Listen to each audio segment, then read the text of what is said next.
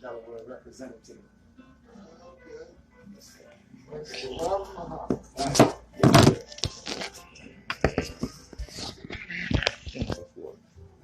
Oh, you got it over there. I thought they were had to that box.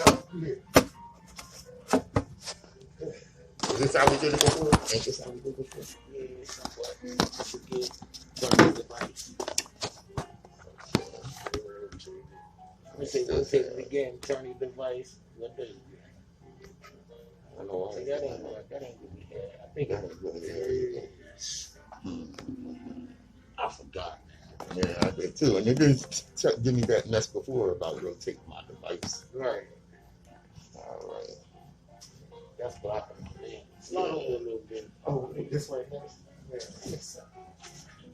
But again, I think it's better that. Ain't like I was. Okay. Yeah. You know what I'm saying? Yeah, that's what it is. On the green light. Yeah. Okay. Let's see. Yes, Switch this over here. okay. Thank you, bro. Yeah, all this is good. This is good. I'm getting you in there.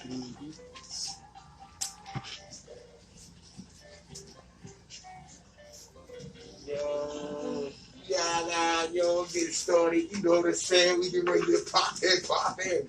Here with the minister, you see what I'm saying? Mr. Robert Muhammad, Minister Farrakhan representative, you did. Yaga! And you know my boy, Mr. Gibbs. Hey. In the building. Wow. Yaga! Yo. So yeah, we about to get started in a minute. Yep. Let me get up my theme You see music. the new mask?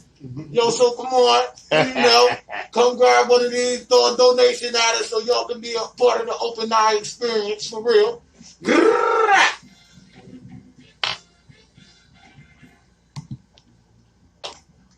That's crazy.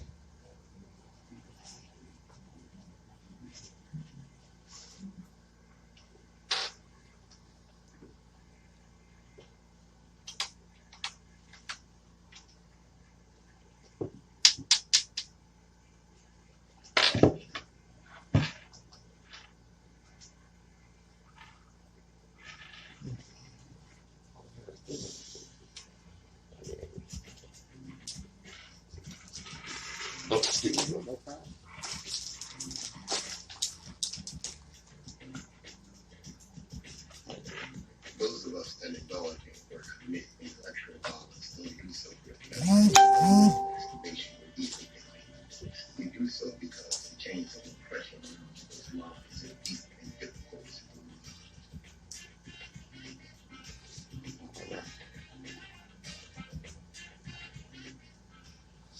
Good morning, my children of the sun. Welcome to the Open Eye on WHGE 95.3 FM. This is Patrice Gibbs, the third eye optometrist.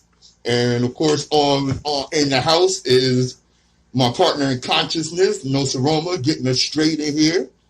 All right. We also will be joined by our special guest, Minister Robert Muhammad, the Delaware representative for U.S. Farrakhan from the Nation of Islam. Okay, we got a hot show coming up. You know we don't fool around. Your third eye optometrist is going to open your eye. Hold on, let me grab my notes. Yes, we are on Facebook Live. Let me grab my notes here. So we get it started. We ain't even going to mess around with you today. We're going to get right to it on the education station. And good morning, Brother Muhammad. Good morning, sir. How you doing? All right, Brother Robert. Yes, sir. Muhammad. Yes, it's an honor, brother. Thank you. You know, let me start out because I always have some things to say to our listening audience, you know. Now, with all the things that are going on, especially with this COVID thing and what have you, and people biting the dust economically, okay, the powers that be, the Orange Disaster and his minions think that the best thing to do, they still caught up on that trickle-down economic thing. Now, you give a poor person $2,000 and it's instantly recirculated into the economy when they buy necessities.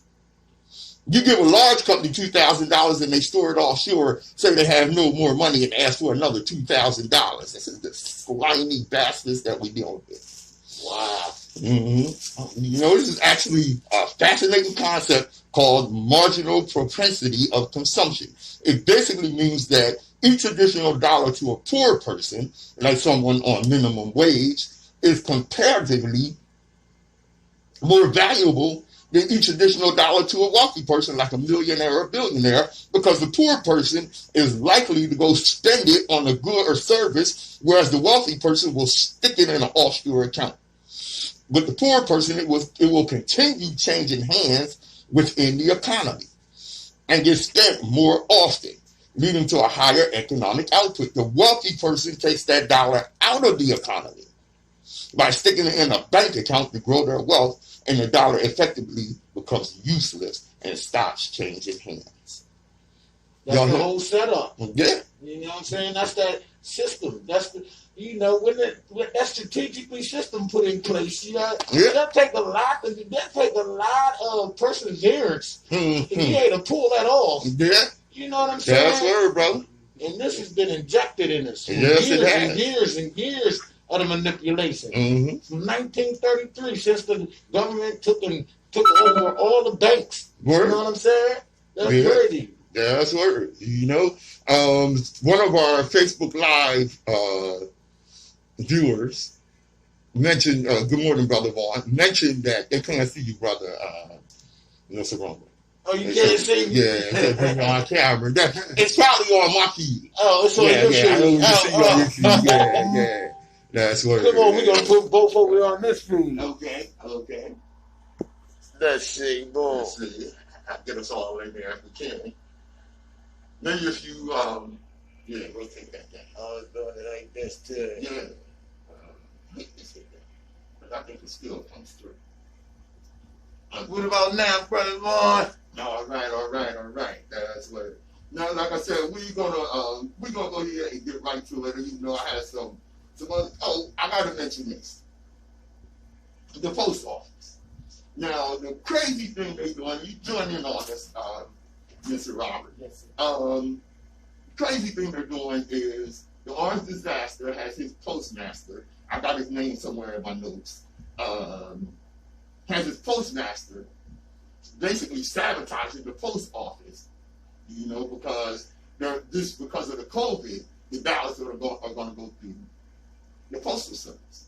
Right, it's mail-in ballots. Mail-in ballots. So that's Trump shutting the post office down in another strategic way, you know, to make it actually happen, you know, to make him get back in office. Right. I mean, racism has no color, brother. You understand? And when you really think about it, you got to see what he put in effect. You want to make this what you call it? A dictatorship? A dictatorship. Yeah, man. An oligarchy. Oh, man, come on, man. Basically what it is right now.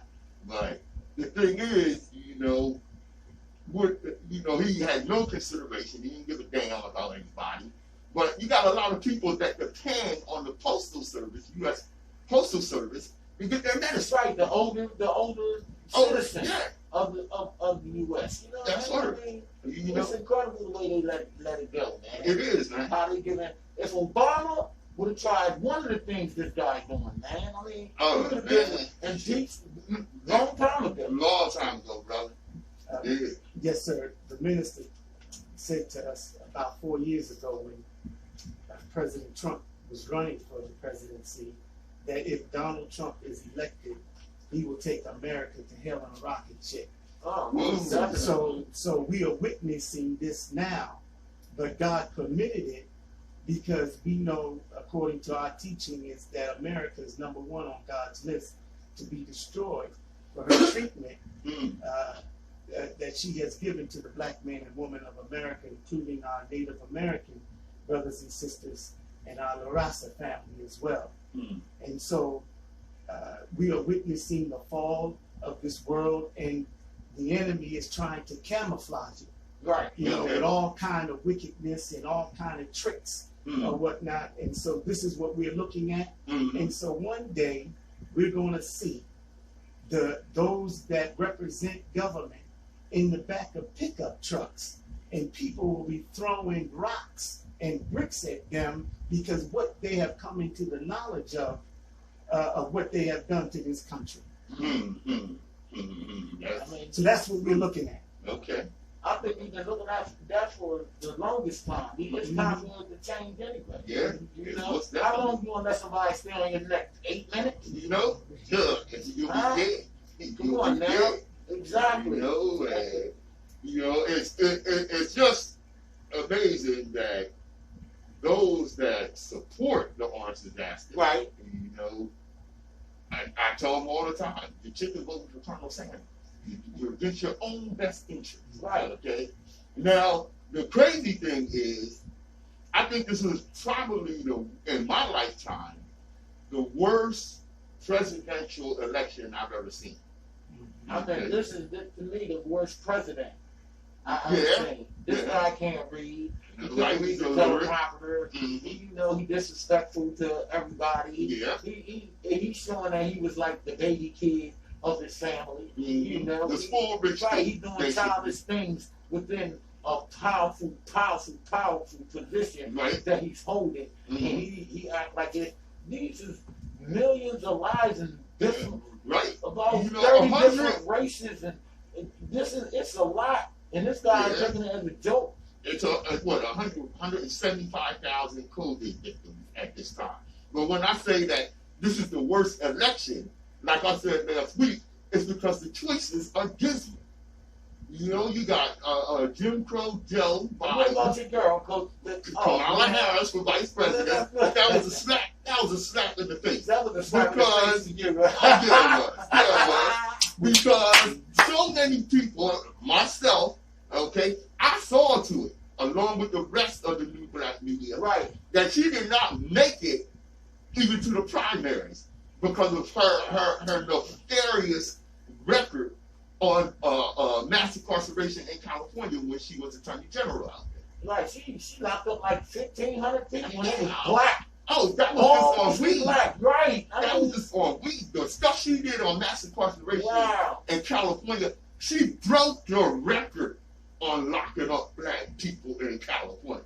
And you're going to kick her thinking that this is going to draw black people in? And then when she was running, she did nothing but canvass. I saw absolutely what should have been for her an embarrassing video of her sitting in a chair dancing to Cardi B. Yeah, I've seen her actually walking and dancing with the kids. You know what I'm saying? Perpetrating. You know what I'm like saying? Cardi B has anything valid to say. I'm not disparaging Cardi B's intelligence. Nah, She's good at what she does, you know. Cardi B don't ask the right questions. She's not a politician. She's Right. a rapper. So She is not why an are you talking to economist. somebody that doesn't know the real of the real? That's I right. understand she's famous. Yeah, she Yeah. know a lot of people. And yeah. what you're referring to, of course, is that Biden had an interview with Cardi Yeah, B. why would you interview Cardi B? Who the hell is Mr. Cardi B? Gibbs? Right, exactly. That's who you should have. That's who you should have a Q&A with. Because he had a Q&A with me, I'd have brought his ass to the reality Right. of what we're dealing with in our community. Yeah, man. I would chime in and say this, that the way that we are treating our sister Kamala in terms of we don't care, just vote. Yeah. Forgive her for what she has done, as well as the Vice President Joe Biden. Why don't we be like that when it comes to our own people, the next door neighbor? Right? No, why don't they be the like that to indiscretions us? and the failures that we have done in our own community, and then when one runs for the mayor, one runs for city council, one runs for whatever, then we bring up the history and we don't forgive them, but we take a blind eye because we want to put in Lucifer and deny Satan. And so I think that we should watch, watch out for those And kind I of thought things. they was twins. Yeah, that's right. Because if you look at it, if you look at it, the Democrats nor the Republicans have done nothing for black people or the poor. And so this is not going to Right, for the poor, it ain't even a black thing. Right. They not done nothing for no one but right. themselves. And I know that our people, for the most part, probably 95% of our people vote Democratic and they, adhere to the liberal doctrine and this, that, and the other. Right. Okay? But let's not forget what Dr. King taught us.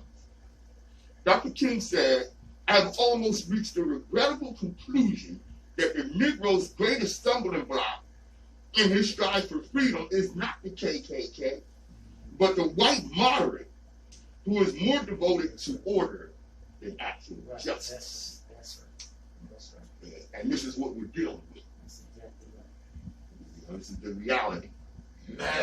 Messy, brother. Yes. Nasty, brother. Yes. Let me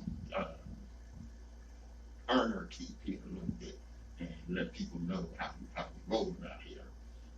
The Open Eye is brought to you by the Delaware Center for Homeless Vets, the founders and builders of the Pearl Center, the veteran-specific apartment building.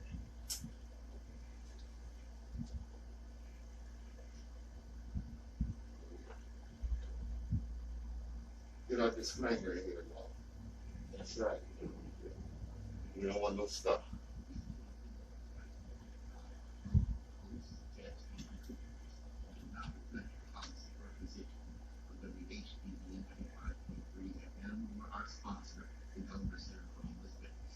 And we join this evening with Minister Robert Muhammad from Minister Farrakhan's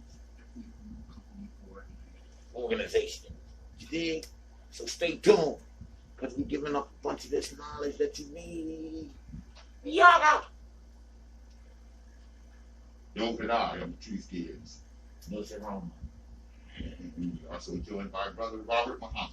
Okay, brother, we brought you on here for a reason. One, I'm going to get right to it. I gave you a list of questions. I'm sure you're going to have some good answers for me. And we're going to have an interesting discussion, I put it like this. Okay? Right. Being a historian and a researcher, I made sure to do my homework. Right? I'm going to start here. Now, many people don't know that the 4th of July is an important date for the Nation of Islam, as it was founded on that date in 1930. 1930. 1930, yeah. 90 years? 90 years. I thought it was maybe a little longer, but 90 years is still up in the building. And that's okay, all right. Now, originally the NOI was a nationalist separatist movement that advocated separating from the dominant white society and forming a nation of its own. Is this still advocated by the NOI, bro? Yes, sir. Well, Okay. first, Brother Patrice, I would like to thank the Honorable Minister Ms. Farrakhan for allowing me the privilege to represent him as one of the students in his ministry class. And I'm honored and privileged. And I thank you, Brother Patrice, and your radio station, along with your co-host, for giving us the honor and the privilege to say what we believe Okay. from You the know, Honorable well. Minister Farrakhan Mm. in the Nation of Islam. Mm. As you know, we've known each other for a long time. Yes, sir. Yes, sir. And we thank you, brother. You're welcome. Yes, you're welcome. July 4th is a very, very important day for the Nation of Islam. 90 years ago, we believe and know now that as the prophecies in the Bible and the Holy Quran teach us, that God comes after the workings of Satan. And so there's a scripture in the Old Testament about Jehovah.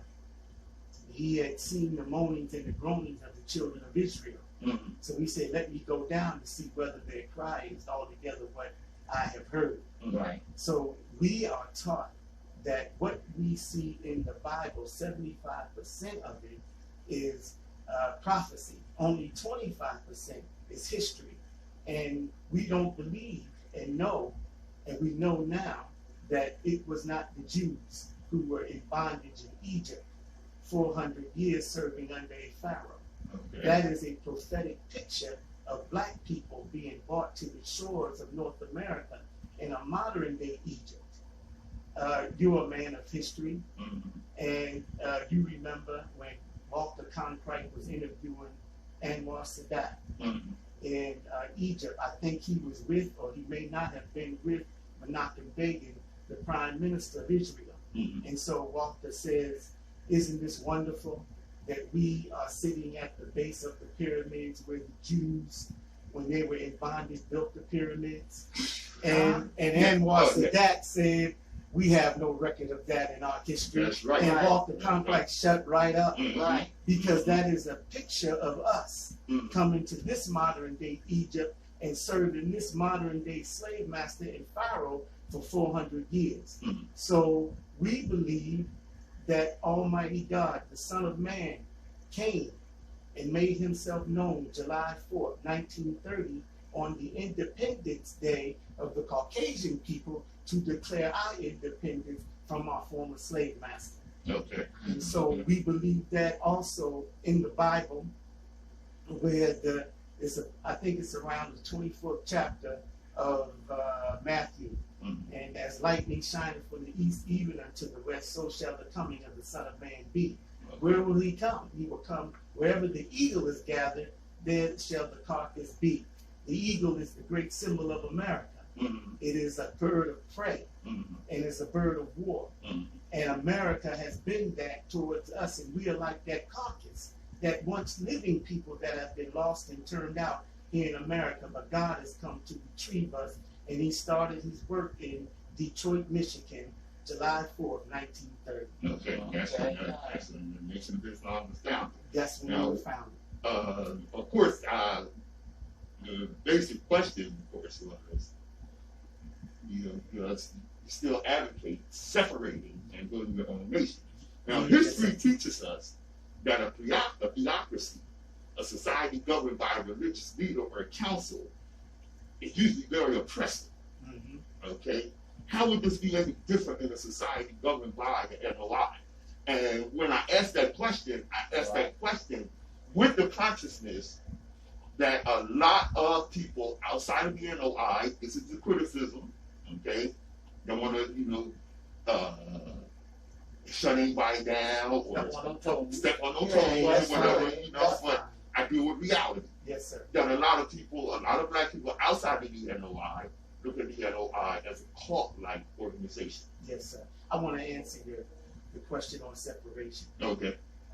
On the back page of the Final Call newspaper, brother, we have what is called our Constitution. Okay. And in point number 4, the Honorable Elijah Muhammad says, first, number 1 is we want freedom. Second is we want justice, and the third, we want equality of opportunity. If we are not able to get that in the social, political, economical system of America, then the Honorable Elijah Muhammad said that we believe, after giving you 400 years, that we should have the opportunity to separate into a state or territory of our own, and that you should take care of us for 20 to 25 years. Since we have given you our sweat, our blood, our tears for 400 years, we deserve a separate state or territory of our own.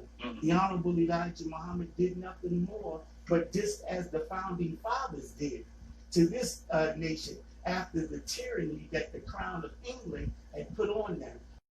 With the preamble of the Constitution, what did it say? After we have suffered, in words, I'm paraphrasing, after we have suffered, and we've been run amok and you have taken advantage of us, and after all of these trains of abuses, then we desire to be separated from you. And their cry was to the world. And so they separated and went to war with the Crown of England in order to establish a state or territory of their own. This is in the Constitution of the nation, and I brought you this as a gift. That in 2017, Minister Farrakhan did a subject at the 22nd anniversary of the Million Man March in Newark, New Jersey, separation or death. So that is in our Constitution. We believe that. And we are working towards that now. But brother, right on that line, we're being separated right now. See, we're being look at those brothers and sisters that are in the church, the little ones. Their names is Akeem. Where did that come from? Ali. Where did that come from? We now are taking the names of our ancestors and the names of God. I look at the school system that we presently reside in. Most of the children, when they're in grade school, their names are names, African names. Mhm. You see, Mhm. the scripture says, "Come out of her, my people. Be not partakers of her sins and also her plagues." So now we are beginning to come up out of the mind and the spirit and the will of white supremacy. Right. So separation is taking place. Right. And that started when Elijah Muhammad started preaching separation. We may not see it, but we see it if we look at it with a critical eye. Okay. I have a question. Yes, sir. Like, why it's only been 1 million man march?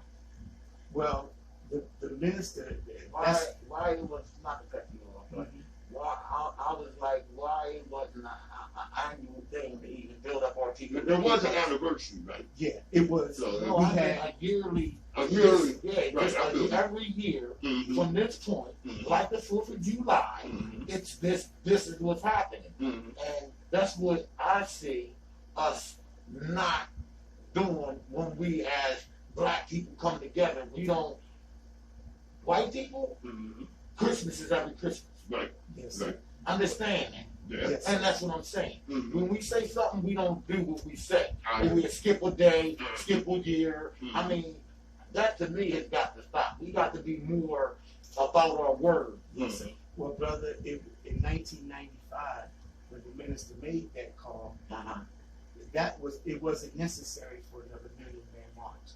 The duty of the messenger of God is to deliver the message, and we, those who hear the word, is supposed to get up and put it into action. After the minister did the Million Man March, which was the most peaceful, And it wasn't 1 million, it was nearly 2 more million than men. yes.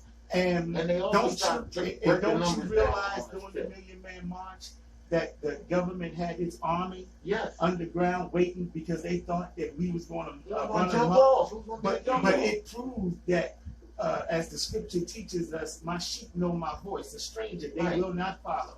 And so our people know consciously that Minister Farrakhan is from God and he's for our people. Yeah. And so it was more Christians there than it was Muslims and nationalists. Right. And then that call, it was the most peaceful, and we cleaned up after Yes, that. We did that, and it Better was than so the much city. love. Yes, exactly. It was I so know. much I love. was in there. I That's see. right. Yeah. 5 years later, he came back with the Millions More movement. Then 5 years later, he came back with the Million Family March, or it could have been the Million Family March or the Millions More movement. And then 20 years after that, he came with Justice or Else. Okay, Justice or Else was Right. in 2015. Okay. And so someone asked the minister, well, what is there or else? He Yeah, said, that's what that was God. my question. Or else what? Right. Or God is going. We are going to have to answer for God. Okay. That is the weapon that God That's the uses or else. in the judgment. In the judgment is justice, Mhm. fair dealing, and so the minister was giving Pharaoh an opportunity to make amends, but he was also giving us an opportunity to clean up and to act right and to take the message and live the message. Okay. So the warning is to both people, both black and white. Mhm. So the question is, did we adhere to the messenger of God and his message? Mhm. Oh yeah. Some of us will. Some of us won't. Some That's of us how I won't. get. Yeah. Now, here's Opinion ain't always exist. right. Now here's my thing. Okay, Yes, sir. and I hear that, but I'm not one for dealing with slogans. I'm one for dealing with actions. And or else sounds strong. Yes, sir. Or else sounds strong. But it also sounds like like you had expressed and elaborated on that the or else meant or deal with God. Right. Okay. Mm-hmm. Okay. That's now, keeping it clean. that's keeping it clean. You know, That's you keeping it can't step on no toes. Remember, Right. this is a society and the government that's ran by Right. the Let me get my point here. Okay. And like I said, the or else or deal with God. Okay. I am not one to wait for God because I believe, like it says in the scripture, you take one step, I'll take two. Now you say or else and then wait for God. Okay. What action is being taken to change our condition? When you say or else, that's a strong challenge. That's drawing a line in the sand. Because if I tell you or else, what follows that or else is going to be some strong action. Yes, sir. But You feel me? Beautiful question. You saying leave it up to God and leaving it up to Him is not a real action. I'm feeling that too. What is the physical being that would take place on them not responding? Right. What is going to be the or else? Yeah. Thank you. Very, very beautiful questions, brother. The or else. Have not you noticed, as we are taught in our teaching, God was going to use the forces of nature to humble Pharaoh. Mm-hmm. Have not you noticed in the past 10 years, there have been more, not 10, but maybe 15 years now, the plagues that have come out of America? Look at the rain, unusual rain. Look at the hail, the snow, the earthquakes. This is how God humbles Pharaoh, and he gets our attention. In the Quran, in the 10th chapter, Moses' people were fearful of Pharaoh. So Moses asked God to destroy their riches and harden their hearts. God said, your petition is granted.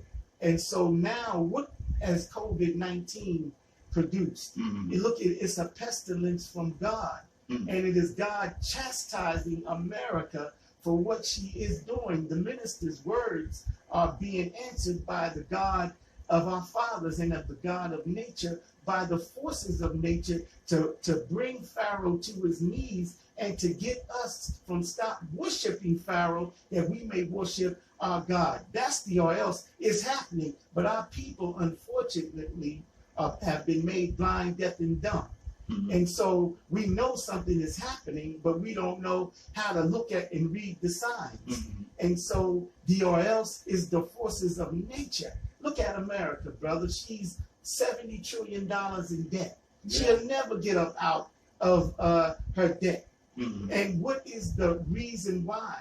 Until the condition of the black man and woman is solved, there will be no balancing, no budget. There will be no peace and contentment in the world until our condition is solved with justice and Pharaoh lets us go. He knows this, but the arrogance and the self-conceit of Pharaoh, he's trying to hold on to us to get Negroes to go along with him to his doom.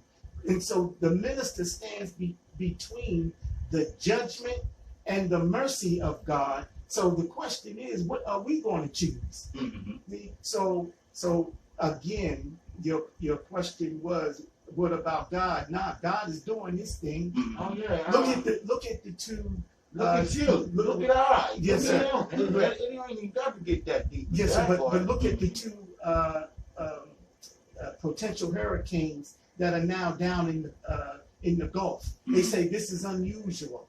You know, this has never happened before. Okay, because it's two potential hurricanes. Yeah, it's two potential hurricanes. Look at now the melting of the glaciers. You know, the ice glaciers. And Elijah Muhammad said that God was going to curtail this country. He would not buy. Now the melting of the glaciers, comes from global warming. Okay, which comes from what do they call that?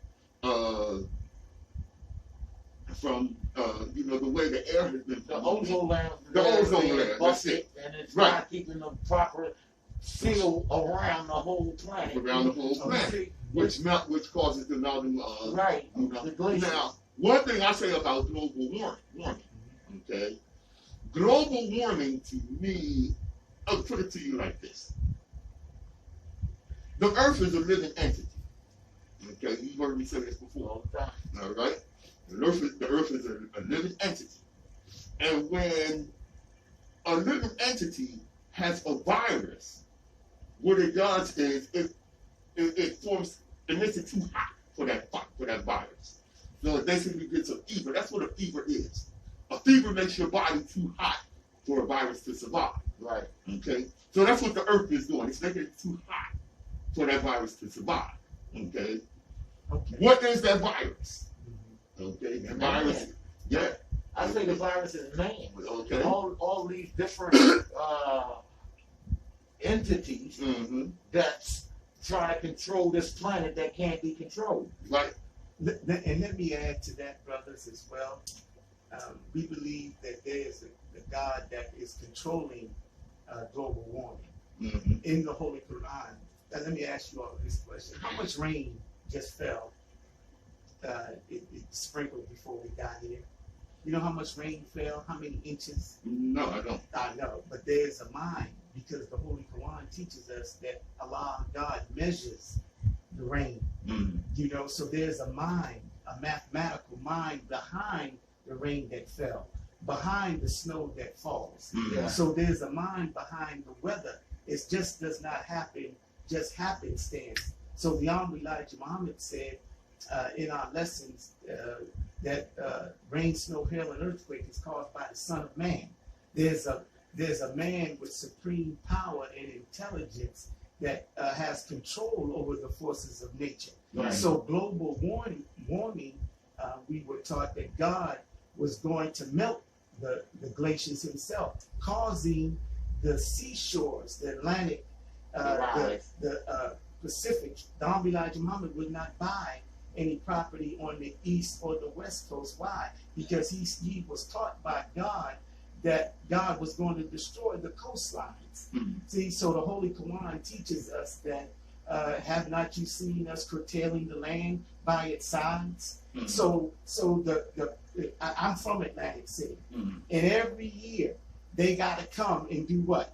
Add sand to the seashore because the coastline is being destroyed, and one day Atlantic City will not be there. I was looking at TV the other day, and they had the sand falling off the deer. Yes, sir. And that's deep. That's right. You understand? That is very deep. So there's supreme intelligence behind the forces of nature, and it will get worse, and that will humble America, and it will humble us, because we won't look to Pharaoh no more. We will look at the God of Moses and Aaron. That's what the Bible and Holy Quran teaches us, and the Honorable Elijah Muhammad and Minister Farrakhan represent the modern day Moses and the modern day Aaron. Okay. Okay. Now, at its founding, the Nation of Islam was a religious or spiritual movement as opposed to a political movement, which may have been a point of contention with Malcolm X. As such, the black community at large has considered the NOI to be somewhat insular, meaning to themselves, and having little involvement or impact in our fight against white supremacy. Okay, you're only as good as your last hit. You know, that's a chauvinist thing. You're only as good as your last hit. What impact has the nation had on our fight for freedom? I would say that, very good question, sir, that the nation, as we have always been labeled as an island unto ourselves. Yeah, that's why I say insular. Yeah, right, that's right. Where is this island? Yeah, that we are like an exclusive organization. But the nation, as the minister said, we are inclusive of every black organization here in America. Whether we really know it or not, don't you know there are groups, black folks are like Nicodemus. We come to the nation at night.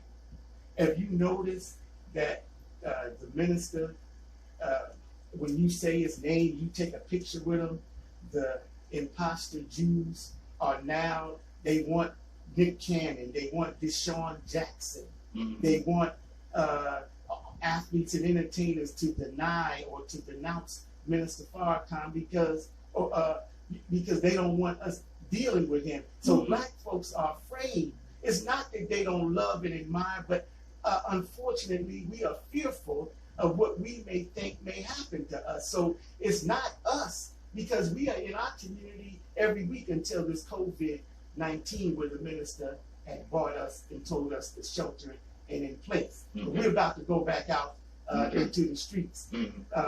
But brother, we have been at the forefront of fighting white supremacy. How is that? Yeah, how is that? Because look, see, here it is. We don't fight white supremacy by holding up a picket sign. Okay. We don't fight white supremacy by I'm going to protest. You know, because you can't change the nature of the people. See, the Honorable Elijah Muhammad was taught the root knowledge of this world and the root knowledge of the nature of the Caucasian people, which is the nature of evil and wrongdoing. So you're not going to change the nature of them. So whenever we try to fight and go and attack the laws, that's the wrong thing to do. The Honorable Elijah Muhammad attacked the root of this world, and he attacked the belief system. That's how you attack white supremacy, but you attack the belief system. And what is the belief system of this world? I am better. Okay. I am better because I'm white. So now, because I am better, what will I do? I will, because of that belief, I will produce laws, rules, and regulations that codifies my belief, and I'll put it in religion. I'll put it in politics. Everywhere. I'll put it in education. So Pharaoh feared, in the Holy Quran and in the Bible, Pharaoh feared one thing, that Moses and Aaron would change the religion, meaning that they were going to change the belief system. That's what the Honorable Elijah Muhammad attacked, the belief system. How did he do it? He went at the root of white supremacy.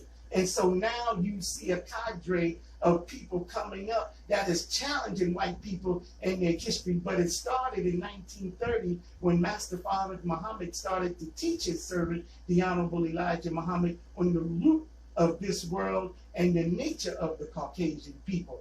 And so now both minds have to be destroyed, white supremacy and black inferiority. That's how you bust up white supremacy. Yeah. How did he do it? The first question that we have in our student enrollment, who is the original man?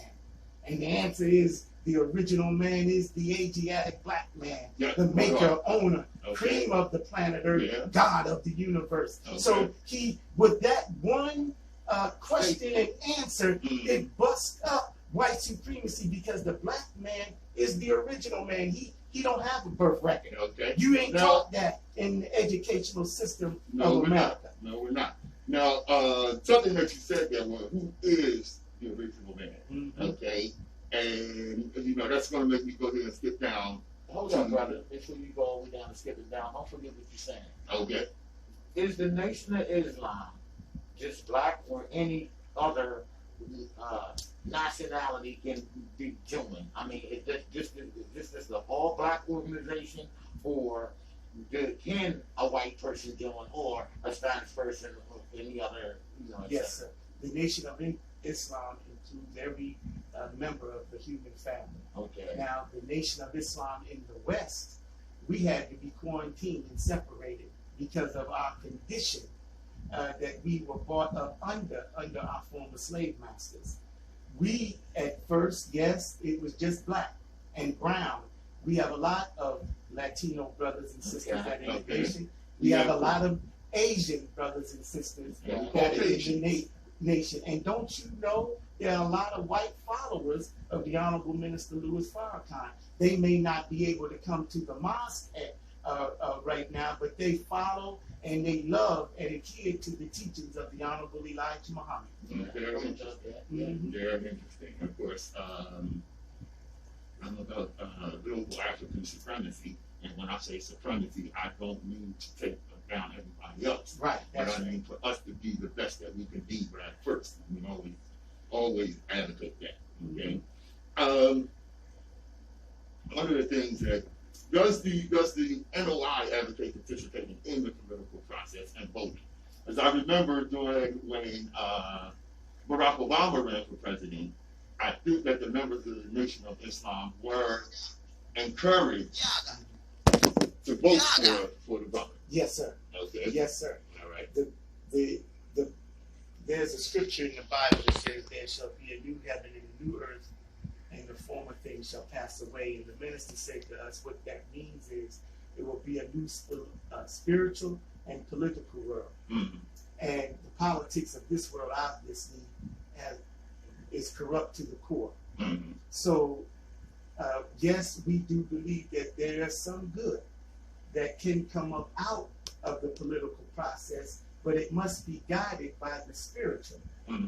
You see, and so one of the things that we lose sight of is that politics without economics is symbol without substance. We allow our politicians to go into that political arena, but we do not keep them free. And so they got to ask for money from corporate sponsors, and then they unfortunately become a whore for the corporate sponsors.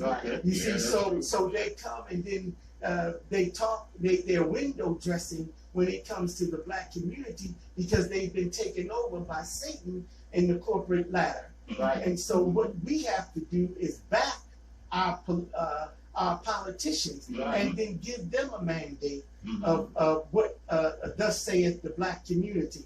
And then when we keep them free, then they can stay strong. But we don't do that. And so I say that to say, during this political season, what mandate have we given Biden and Kamala Harris? We have not given them no mandate. What makes the LGBTQ, if I pronounce that correctly, what gives them strength? Because they come to the candidate, if you want our vote, this is what we want. What have black people come? This is the thing that, like I said last week, okay?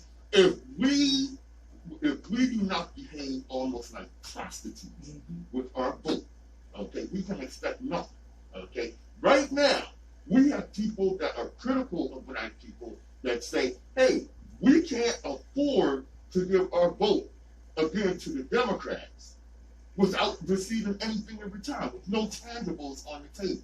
But when them people that think like that and go through that process don't go out and vote, that's giving it to them. You know what I'm saying? So that's giving it to Trump. That's giving it to them. So with them saying that, I mean, what's the main focus on fixing this situation? And how can we inject like ideals in our people?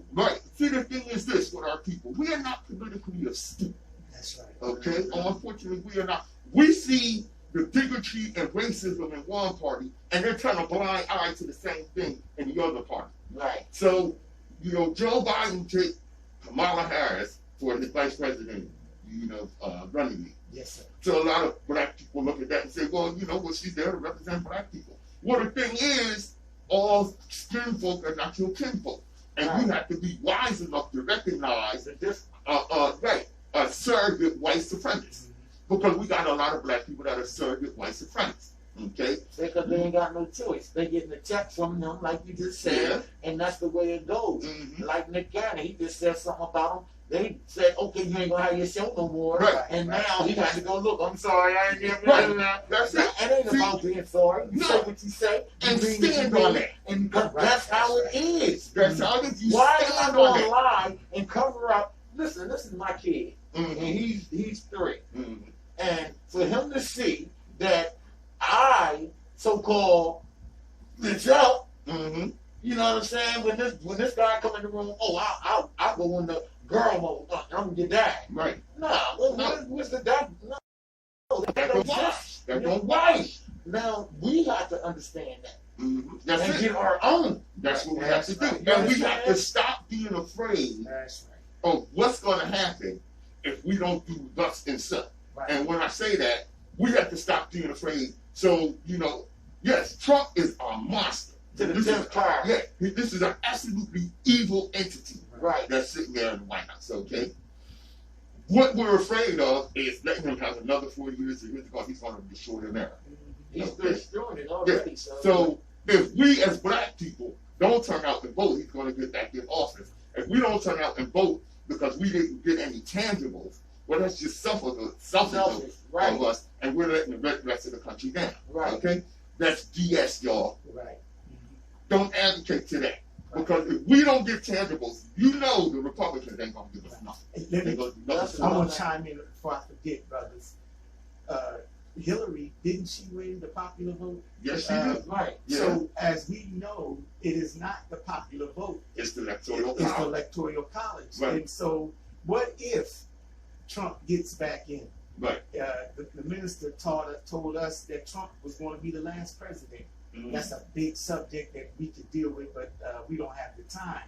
But listen, See, Trump will bring us together. What if, see, if Hillary would have won 4 years ago, then we would have thought that here we go, another benevolent white person is going to answer our cry, you know. So God gave us what we needed, and that was a man named Donald Trump that manifested the rabid-blooded racism that was in this country, because the minister said that that the Caucasian was going to be like an onion and peel back what was in their hearts and in the nature of them, and Donald Trump bought it out.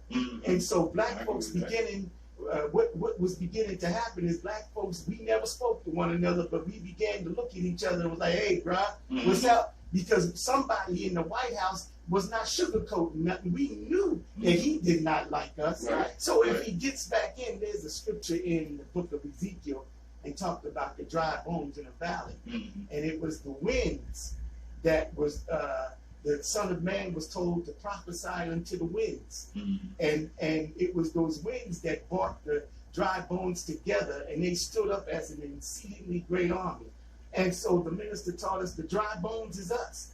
We are torn from each other's parts. But the winds of Donald Trump, the winds of this rabid-blooded racism and hypocrisy is going to bring us together. You see, so if we get Biden, we'll go right back to sleep. See, and that's the thing. You know, I think I'm pretty sure it was Malcolm X that explained this by Novocaine. Go ahead. Okay, and when you get Novocaine, you go to the gas and it gives the pain. Okay. Now, if Hillary got in or if Biden gets in, okay, we'll get some crumbs, we'll get some things that will make us comfortable and complacent.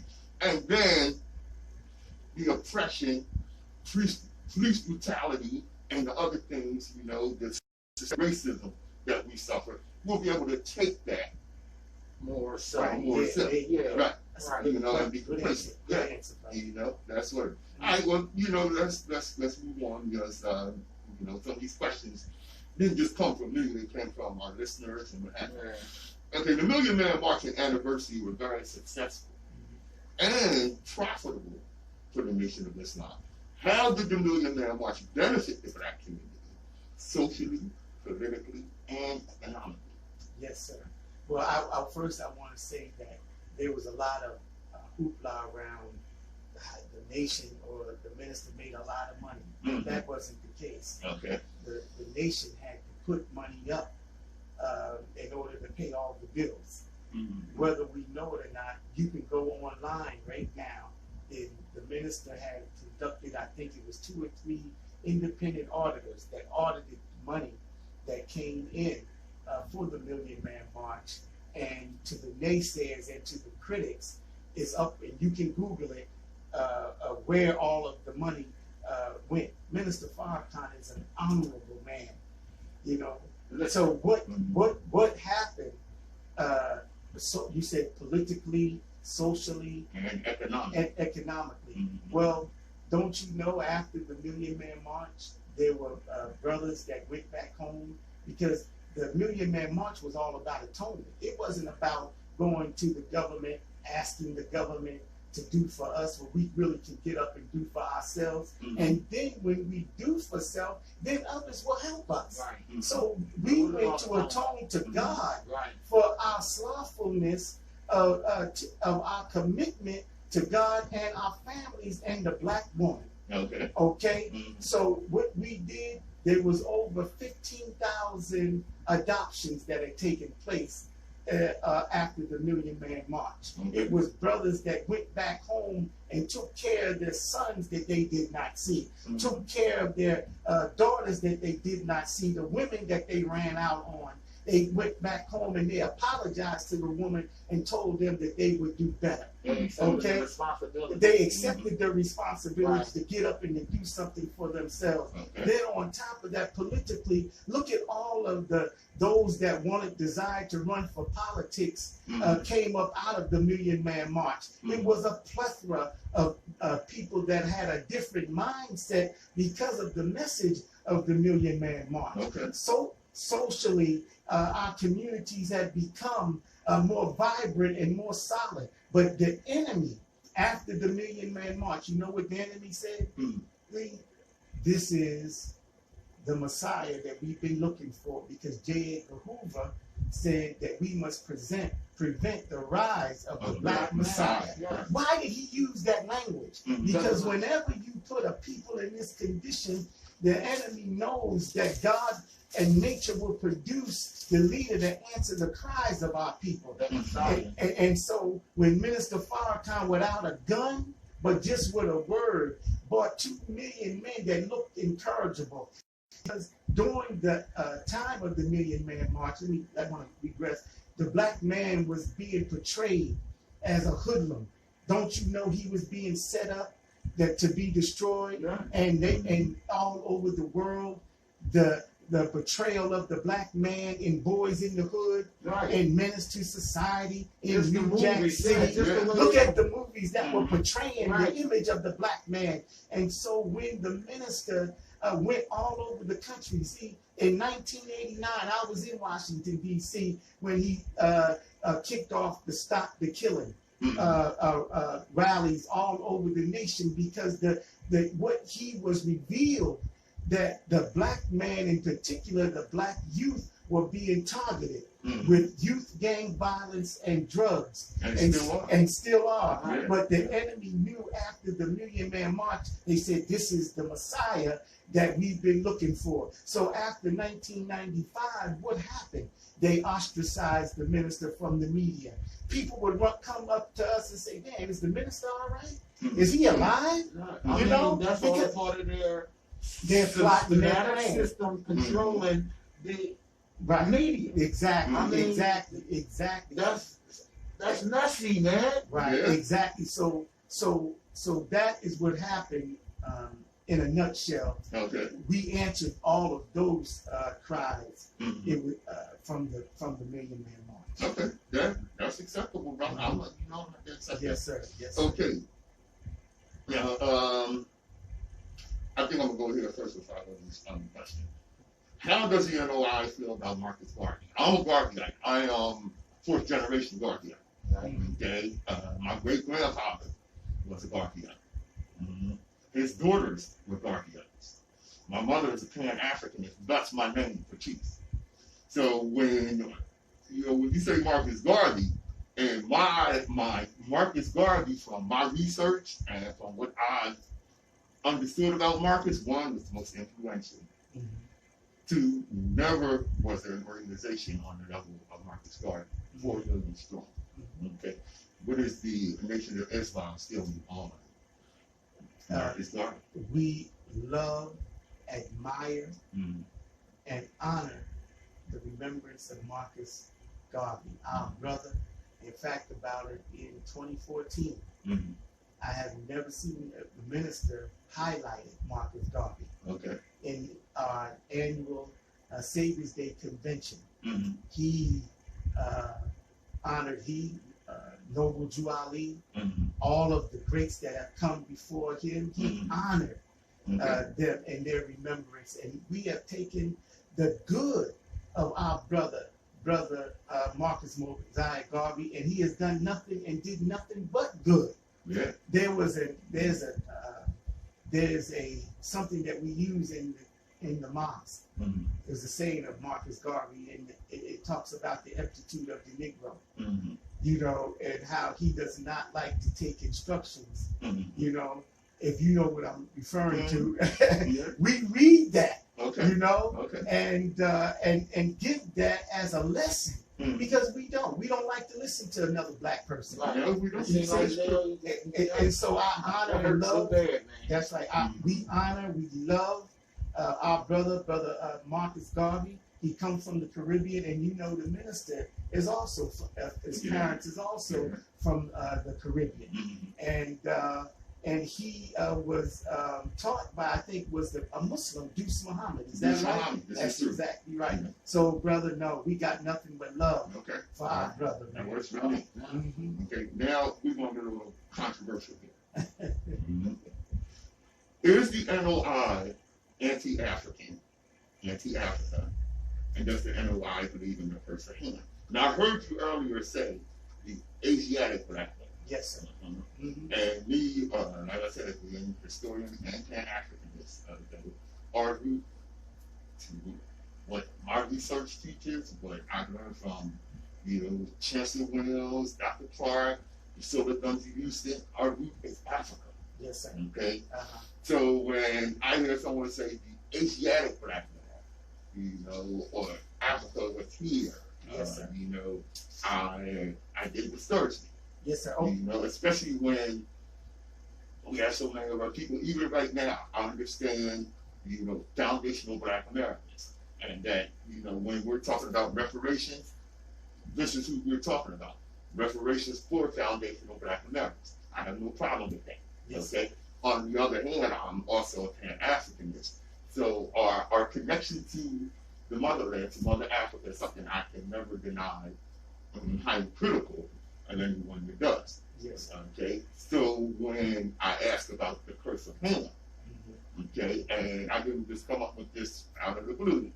I looked at quotes from Elijah Muhammad as well as Minister Farrakhan. Okay? Okay, and I'm going to actually give you a couple of these quotes. Now, Elijah Muhammad said, for nearly 40 years, I have been preaching to the black man in America that we should accept our own, and instead, the black man has gone to the decent side of his own. Instead of going to the decent side of his own, he goes back seeking traditional Africa and the way they did in the jungle life, and the way you see in some uncivilized parts of Africa today. They are not using barber shears and razors to keep themselves looking dignified as the civilized people should. The black man in America accepts the jungle life thinking that they will get the love of black Africa, black brothers and black sisters wearing savage dress. The dignified people of Africa are either Muslim or educated Christian. I am neither Muslim nor am I Christian. Okay, I am Kemetic. Yes, sir. And the traditional African spirit. Okay, and when I hear someone say jungle, there's no jungles in Africa. Okay, it's grassland and what have you, great civilizations, cities and what have you. Okay, so to me, this sounds like anti-African talk. To turn to jungle life, not using razors. So I don't use a razor. Yes, sir. Okay, I have dreadlocks down my back. Yes, sir. Okay, I'm quite civilized, and from the belief that our societies in Africa, were not only quite civilized, but the progenitors of Western civilization as well as civilization all over the world. So I have to ask, is there no lie anti-African? And why? Yes, sir. Very good question, Brother Patrice. I want to first answer the question about Asiatic. Okay. See, Dom Elijah Muhammad taught us, as I first started out with that, he only went to the 3rd grade of school. Okay. He started the 4th, but he didn't complete. Mm-hmm. But we believe and know that he was taught by the Supreme Being. Mm-hmm. So the Honorable Elijah Muhammad's wisdom and knowledge, as he so wonderfully said, I challenge the science community, I'm paraphrasing, that here's the little boy, that challenges the science community of the Caucasian to prove one word that I said is false. He said, I will give you $10,000 out of my vest pocket, and you can have my life for lying. No one has come with that offer. And Minister Farrakhan says the same thing. Now, Asia, Dom Elijah Muhammad taught us that before there was an Africa, or because Africa was named by a European conqueror by the name of John Africanus. We were before the European conqueror John Africanus. Asia means 2 things: from the earth. Where do we get our bodies? Our bodies are from the earth. So Asiatic or Asia means from the earth, and it means that which endures forever. Okay, so I'm going to stop you on this. First of all, you say John Africanus. Or Leo Africanus. Scipio Africanus. Was it Scipio? Okay, I knew. Okay, yes, sir. All right. Yes, a Roman general. Yes, sir. Okay? Yes, sir. This is what we have been taught, is that the name Africa comes from Scipio Africanus. Yes, sir. I need to correct that. Okay. Scipio Africanus was a Roman general. Mm-hmm. Scipio Africanus conquered Hannibal in Carthage in North Africa. Mm-hmm. Okay? Now, the tradition in Rome was when you conquered a land, you took the name of that land. You did not give your name to that land. Mm-hmm. Okay?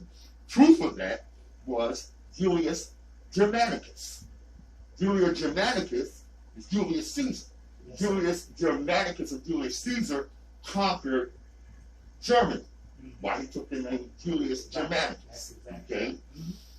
Scipio Africanus, like I said, conquered North Africa and took the name Scipio Africanus. Yes, sir. Okay, which was his name was not Africanus. Yes, sir. Okay, he took that name. Now, Africa, that name actually comes from ancient Egypt or Kemet. Yes, sir. Okay, if you look at the hieroglyphics, I broke the code. I read the code. Ash in Kemetic language means house. Ra means God. Right. Ka means spirit. Africa is the house of God's spirit. That is the ancient name of Africa. Okay. Well, we can go back and forth on that. learn to agree and disagree, but he taught us that that is where we get our the Asiatic black man from that Time. from that time, from the beginning. Mm-hmm. And so, so your next question was, do we have a hatred or dislike for Africa in terms of what the minister said? Mm-hmm. There, in our teaching, brother, 50,000 years ago, we were taught that our father, Shabazz, did not want to go along with the other scientists in Mecca. Mm-hmm. You know, long before white people came on our planet, we had disagreement with ourselves. So Shabazz took his family out of Mecca down into what was called East Asia or East Africa, as they call it now. And the origin, he rebelled against God and the other scientists. So when we rebel against God, what happened is that we strayed away from civilization and began to live a jungle life. So what happened when we went down into East Asia, we used to have straight hair. Our eyebrows was a remembrance of what our head used to look like. Our eyebrows are straight, our head is kinky. We used to have thin nose and thin lips, but when Shabazz took us down into East Asia, he made us close to nature. We were strong, we were tough, but we rebelled. And so when we rebelled and strayed away from civilization, then we began to live a jungle life because we were not in the arts and sciences of civilization anymore.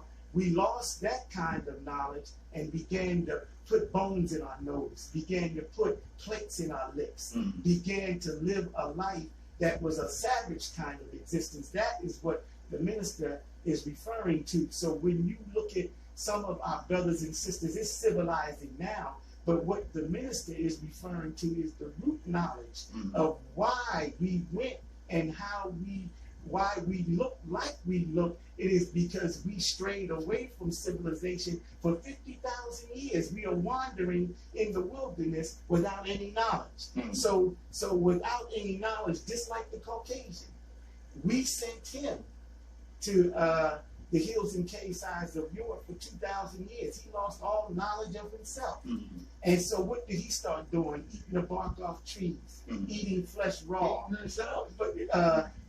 walking on his all fours and whatnot. He lost civilization until God sent the Musa, and then he began to live a civilized life. So now that civilization is coming back to the original people, now you start to see that we're beginning to do away with those things that made us look other than ourselves. That's what the minister is referring to. Okay. Now, history shows us, and like I said, I'm a historian, Yes, sir. and I always go to the root of our people, you know, which is ancient Canaan. Yes, sir. Okay?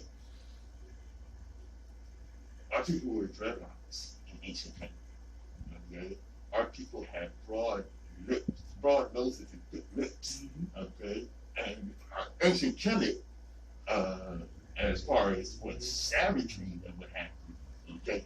That's no people that can go 3,000 years without a war are savage. Okay?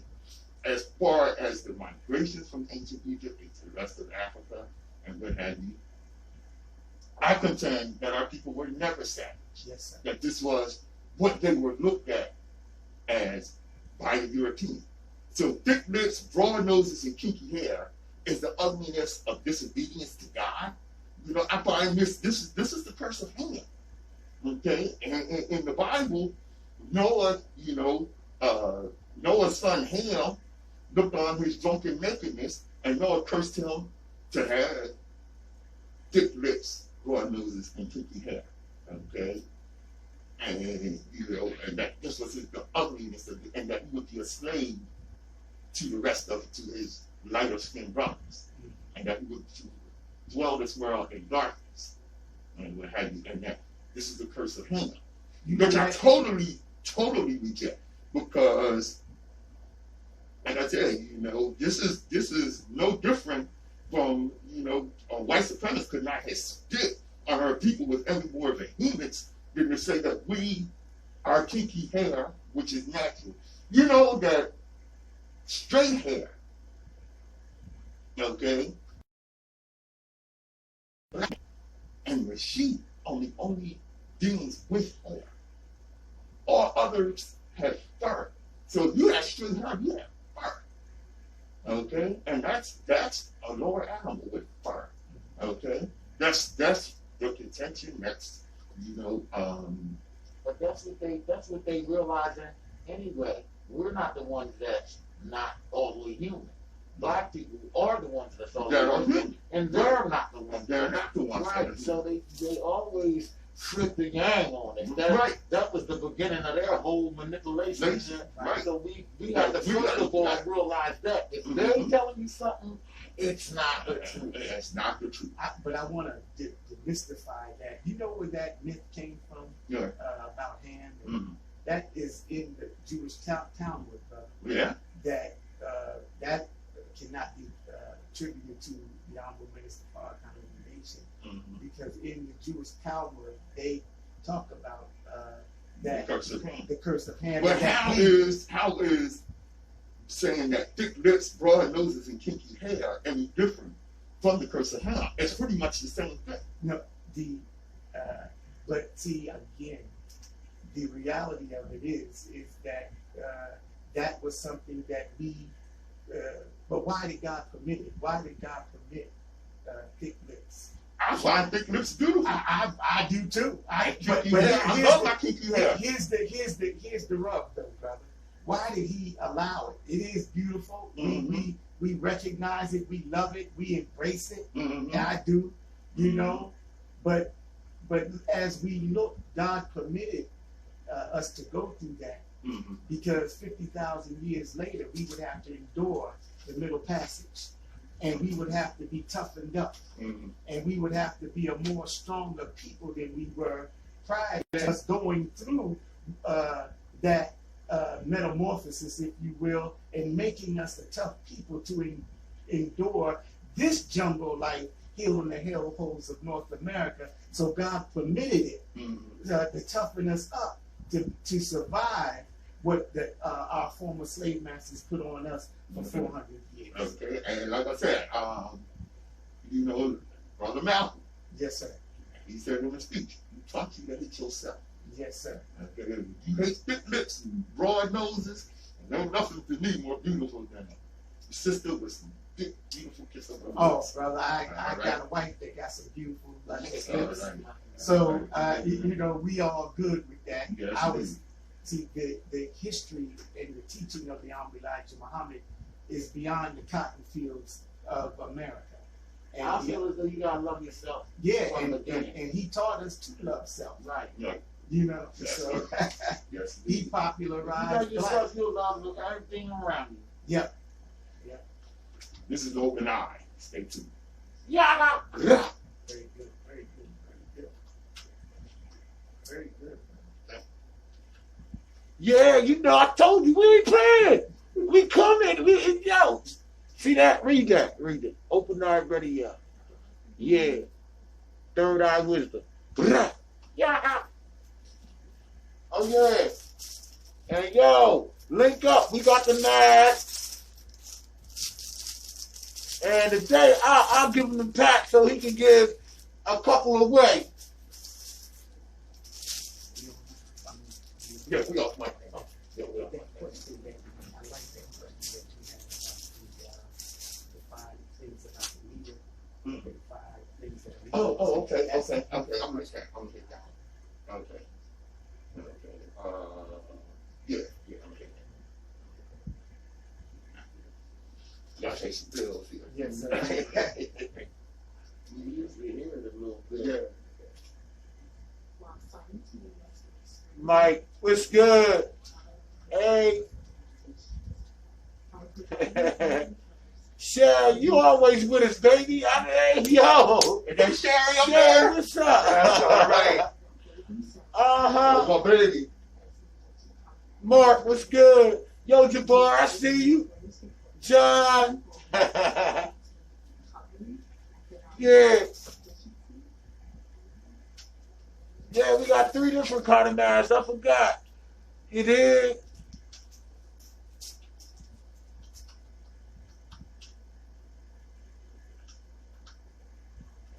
WHGE 95.3 FM, the open eye. Hey, we're going over today, y'all, but that's all right. That's all right. All right, now, this is Patrice Gibbs, I'm Nsoromma. and we are joined by Minister Robert. Wow. Yeah, All right. House. From the nation of Yeah, Israel. that's right. We have a great discussion here, y'all. All right. We're going to get right back into it. Right. All right. Mr. Robert, in order for a group of people to be a viable society, community, or nation, 5 things must be in place. The leadership must be able to provide health care, education, sustenance, economic impact, and security. Yeah. Okay? How does that Yeah, that's that's Very, a very lot good of question. Yeah. Meet that criteria. Yes, sir. Well, our teaching, the Elijah Muhammad, the ministers taught us that, you know, we live in a society that misdirects and misinforms us about the proper use of our bodies. right. Mhm. Definitely. You know, so and healthcare is an individual effort. Now, unfortunately, America has become just a big drug dealer. Definitely. You know, and it is not dealing with preventive medicine, which is really how to eat to live. Right. We have not been taught that our medicine cabinets is really the kitchen, Mm-hmm. because the food is really our medicine. We are not taught that. Right. See, we are taught this world is a world that commercializes, poisons food. Mm-hmm. You know, poison now Monsanto poisoned the seed and the nature of the food, and now people, as working in the school districts, we got boys 6 and 7, 8 years old, 10 years old, got forming breasts. You know, Right, the because of the nature of the genetics food of has a lot of GMOs. a whole lot of death in it. Yeah. So by time, we never knew, by the time a child is 12 and 13 years old, he's taking medicine for diabetes. Right. You know? Mhm. So what is wrong with America? America is a big drug dealer, and her aim is to cull the population to 2 to 3 billion people, in particular black and brown people. All right? Mhm. But the Elijah Muhammad had taught us and gave us health care. A book called How to Eat to Live. In the Holy Quran, it says when the Messiah comes, that he will teach us what to eat and what to store in our houses. The Bible says about Jesus, Jesus says, you shall have life and you shall have it more abundantly. That means that there is a spiritual and a physical meal that the Messiah or the Jesus will give us. And the Honorable Elijah Muhammad gave us 2 books called How to Eat to Live. What is wrong that the old patriarchs that we see in the Bible lived to be 100, 200, 300 years old? Methuselah lived to be 969 years old. What happened? Was that in 3 years? Because it was a different calendar. A year. I would think that when he was talking like that. The Holy Quran teaches us that a year has always been 12 months with God. So, but what has happened is that the knowledge of how to live a long life has been kept from this world, because the Caucasian would produce a world of sin and rebellion. And sin and rebellion cuts your and my life short. Right. Whenever we live in sin and in iniquity, and then when we eat the wrong foods and think the wrong thoughts, it produces a lifespan that is about 60 years. We, the original people, the Honorable Elijah Muhammad taught us, prior to the devil coming on our planet, we lived an average of 200 years old. How Prior did to we do the that? devil coming on the planet, the devil always been on the planet. No, sir. I thought it was like I thought it was yin and a yang. No, sir. There was good, there was Yes, I thought that always existed in time. No, sir. He's been given 6 days or 6,000 years to rule, and his time was up in 1914. But let me conclude with this. Okay. We used to eat 1 meal a day, or 1 meal every other day. This prolongs your life. Black people in America has been taught the slave diet. We eat fat back, hog mugs, chitlins, cattle feed. You want to make me throw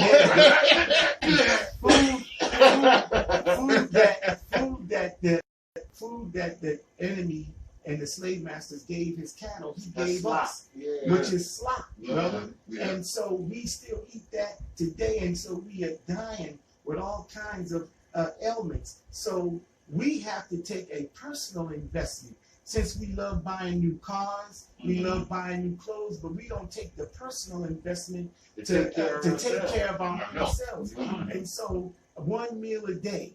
See, people say, y'all Muslims, y'all love that bean soup. That ain't saying the name right. Yeah. Y'all love that bean soup. But that bean is an ancient bean that Daniel had in the lion's den. He asked for pulse. That's another name for the bean soup, and it has What kind of bean the navy bean. Navy The bean. navy bean that we make the bean And pie. the navy bean and vegetarian beans is really the only beans I eat. Right, Okay. that lentil bean or whatnot. So healthcare, the Honorable Elijah Muhammad established a healthcare system with how to eat to live that would prolong our lives. He said, I can't.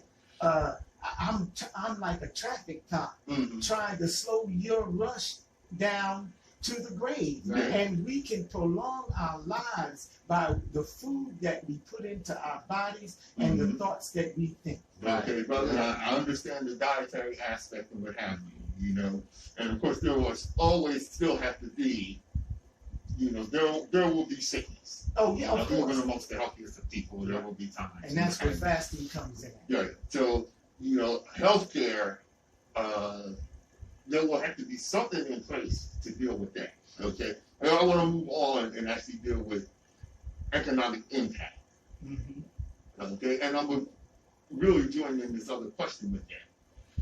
I can remember when I was young, I was a teenager or whatever, at its apex, the NOI had numerous businesses and economic endeavors, grocery stores, restaurants, bakeries. They had a farm. They're still publishing, what have you. And I think there's still a school. Okay? Yes, sir. Okay? But it's not on the level that it was. Yes, sir. Okay? What became of that? Yes, sir. I want to answer the question first about sustenance and economics that you mentioned.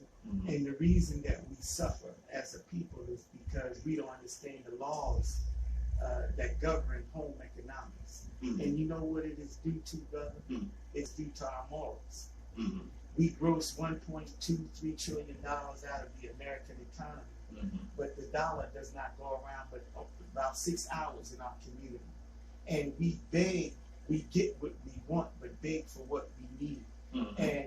And so we spend money on things, but we do not know how to produce group economics and our morals. You know, how much money did we spend on the strip club?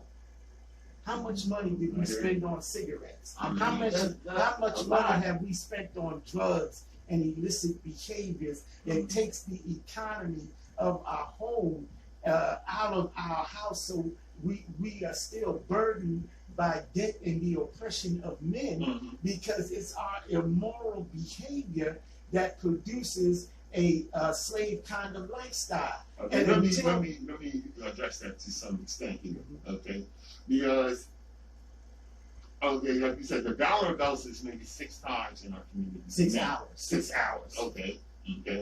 Maybe changes through, or let me say it bounces maybe 3 times in our community. Okay. Now you look at our communities, the corner stores and liquor stores and this, that, and the other. The corner stores are owned by people from outside of our community. First of all, we don't have a community. Right. You're right. We don't have a community. Thank you, brother. And that's why the money can't bounce around in our community. Because we don't have it. We don't have a community because we have no economic endeavor happening within our neighborhoods. Right. Okay.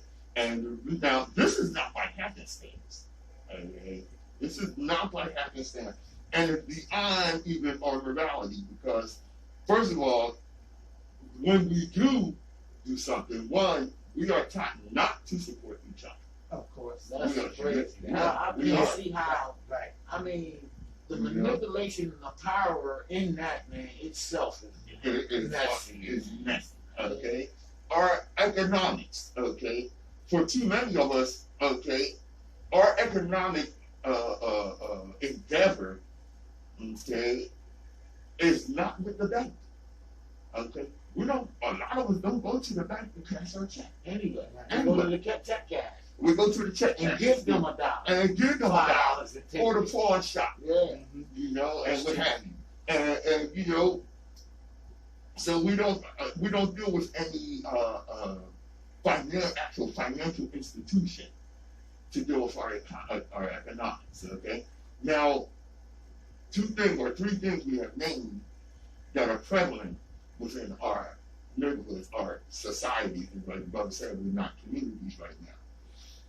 The corner store owned by someone outside of our community, the liquor store owned from somebody outside our community. Okay, these are something you can walk to the corner in any neighborhood and see along with the black church.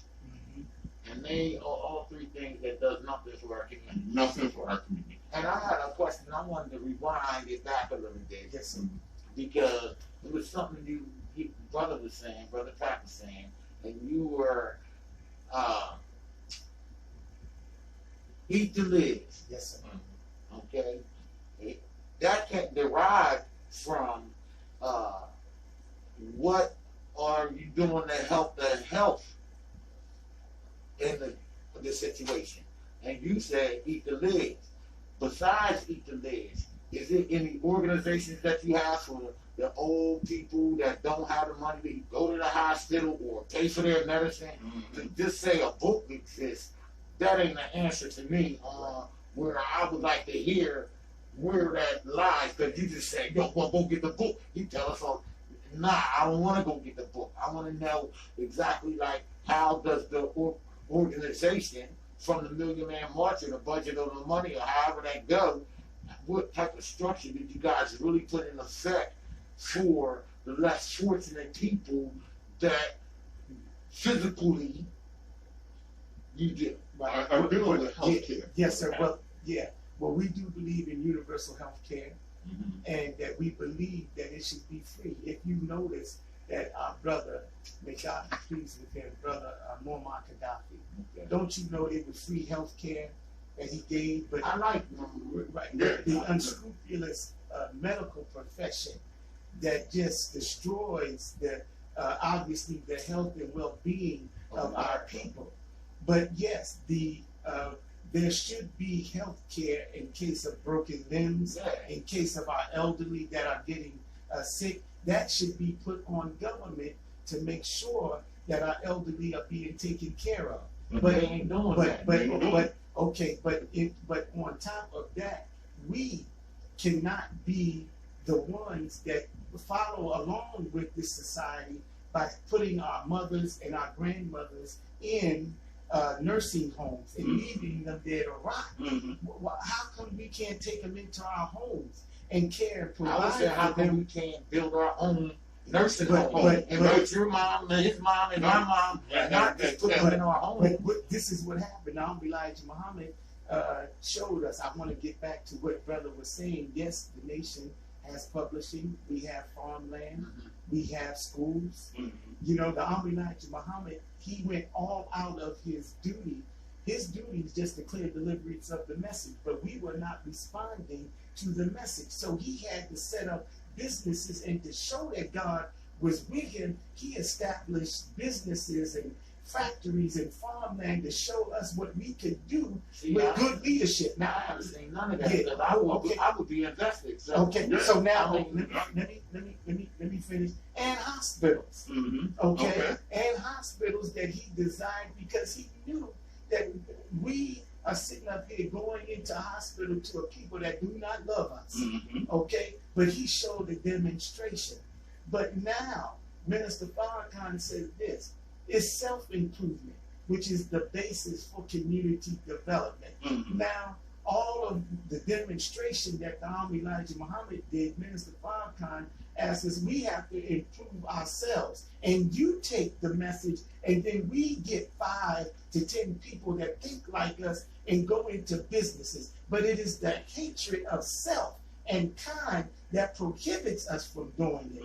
There are brothers in the mosque throughout the nation and country that have businesses. There's brothers and sisters at mosque number 35 on 28th in Washington that has businesses. And that's what I mean. Yes, when you talk to me, when you talk to me, because I'm not Muslim, I'm not Christian, I'm Nsoromma. And that's just believing and everything's an illumination from the Creator, and all respect go to the Creator. More power to you. You know, so in saying that, you say it's a lot of things going on, but you ain't giving me a name where I can go to this specific hospital and give some free time to. You know what I'm saying? Like, when you're talking to us, be more specific on saying exactly what it is that you're doing, so we can know to go